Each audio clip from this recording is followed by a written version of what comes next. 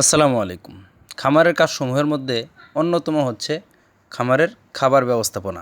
আর আমরা মূলত দানাদার খাদ্যের থেকে ঘাসের উপর নির্ভরশীল বেশি। জন্য আমরা আলহামদুলিল্লাহ পর্যাপ্ত ঘাস করেছি এবং আমাদের গরুগুলোকে পর্যাপ্ত ঘাস দেওয়ার চেষ্টা করতেছি। কারণ আল্লাহ গবাদি পশুকে বানাইছে তৃণভোজী প্রাণী হিসেবে। এই জন্য তারা ঘাসকে বেশি পছন্দ করে।